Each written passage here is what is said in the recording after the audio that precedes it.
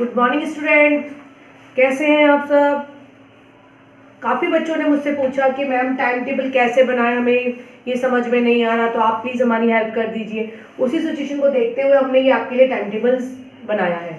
Minimum मेरा मानना है कि बेस्ट टाइम टेबल जो वो होता है जो क्लास 5 से 8 तक बच्चे हो, आप अपनी जो आपकी जो खुद की लाइफ है, छोटे छोटे बच्चे हो, प्यारे बच्चों के ऊपर हम इतना बर्डन तो नहीं डाल सकते ना। पढ़ाई को इतना प्रेशर के साथ मत पढ़ो, इंजॉय करो लाइफ को।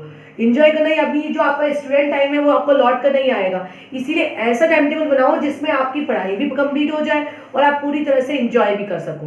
तो यही देखते हुए मैंने कोशिश की है एक टाइम टेबल आपके लिए बनाने की, ताकि आप इंजॉय भी कर सको ठीक से, पढ़ाई आपके लिए बर्डन भी ना रहे। और जब आप रेगुलरली अगर स्टडी करते हो तो वो आपके लिए, अगर सडनली कोई इंसिडेंट, अगर आपके लिए एग्जाम आते हैं या कोई आपका टेस्ट लेने लगता है तो आप उसको आंसर भी दे पाते हो, तो वो आपके लिए प्रेशर नहीं रहेगा।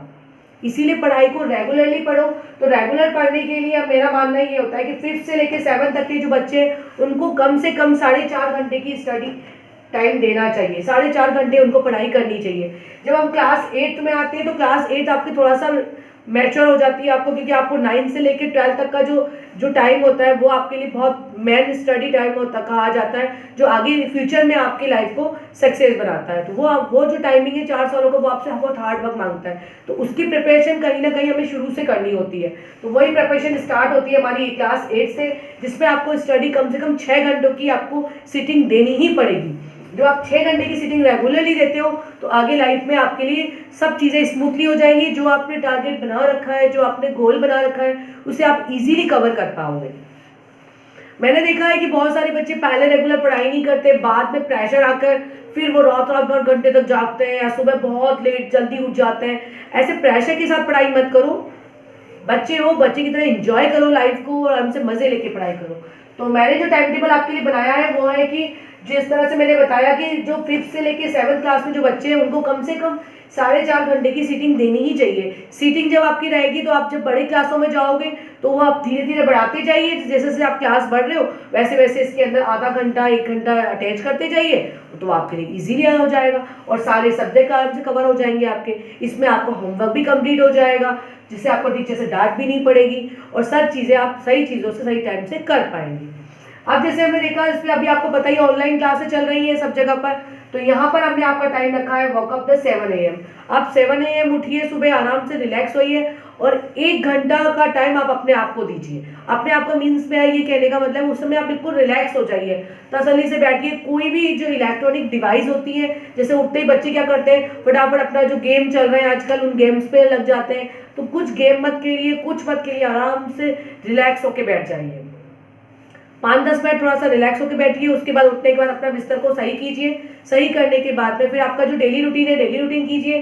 फिर थोड़ा सा टाइम आपको मेडिटेशन, एक्सरसाइज, जो आप इनमें से आप फॉलो कर सके, जो आपके लिए इजीली हो जाए, जिसमें आपको बर्डन ना लगे और आप अच्छी स्मूथली कर सको, वो फिटनेस के लिए अब आप 10 मिनट का टाइम, 15 मिनट का टाइम आप अपनी डेली रूटीन की लाइफ में से ज़रूर दीजिए। तो थोड़ी सी एक्सरसाइज करिए, योगा करिए, कुछ भी नहीं। अगर आपको डांस करना पसंद है तो कोई म्यूजिकल सॉन्ग लगा दीजिए जिस पे डांस करना हो, थोड़ा सा एरोबिक्स वगैरह, आजकल तो नेट पे सब कुछ अवेलेबल है। जो आपको सही लगता है वो थोड़ा सा म्यूजिक प्ले कीजिए और उसके साथ में थोड़ा सा बॉडी को वार्म अप कीजिए। जब बॉडी वार्म अप होगी तो आप अपने आप ही ब्लड का सर्कुलेशन होगा, जिससे आप अपनी बॉडी के अंदर एक स्फूर्ति महसूस करेंगे और फिर उससे क्या होगा, उससे आपका पढ़ाई में भी मन लगेगा, दिन भी बहुत अच्छा जाएगा और सब काम एकदम परफेक्टली तरीके से होगा।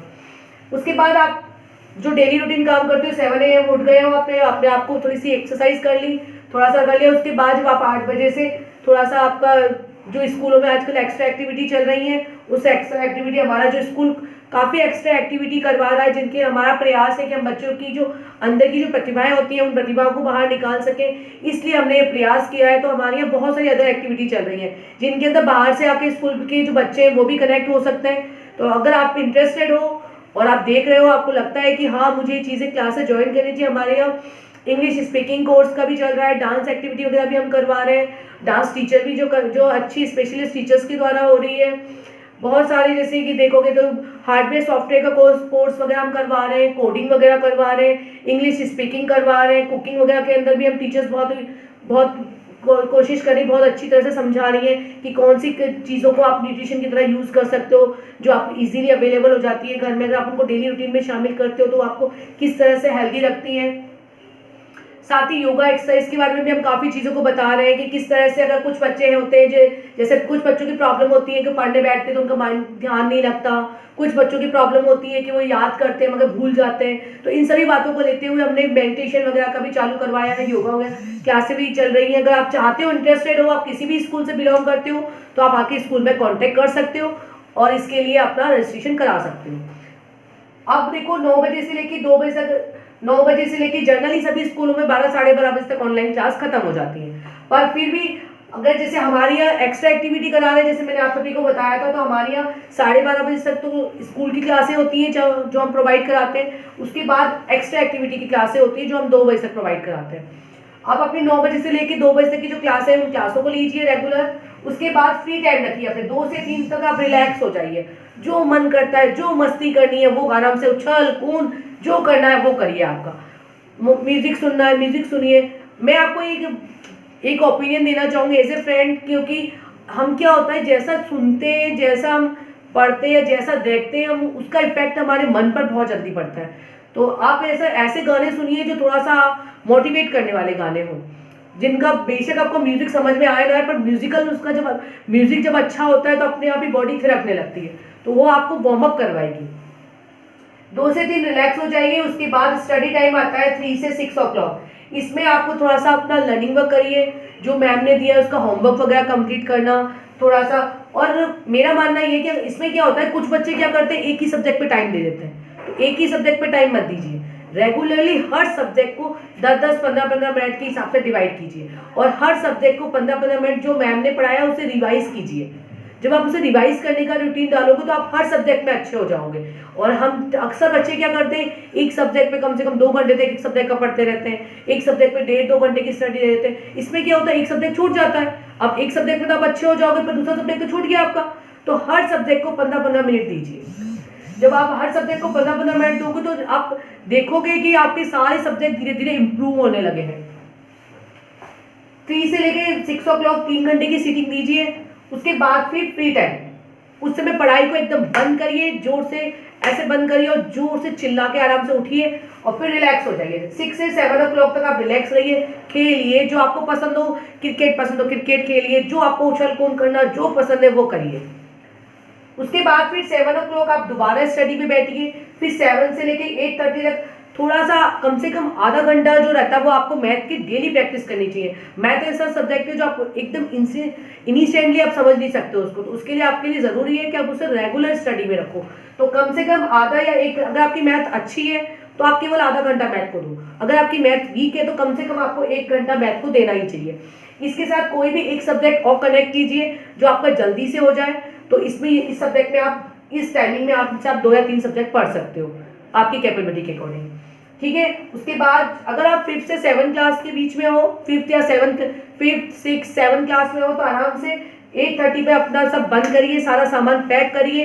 उसके बाद 8:30 पर जब आपका खाने की तैयारी हो चुकी होगी, मम्मा ने रेडी कर दिया होगा, उसके बाद डिनर करिए, टीवी देखिए और इंजॉय कीजिए। 9:30 तक आप टीवी वगैरह देख सकते हो आराम से।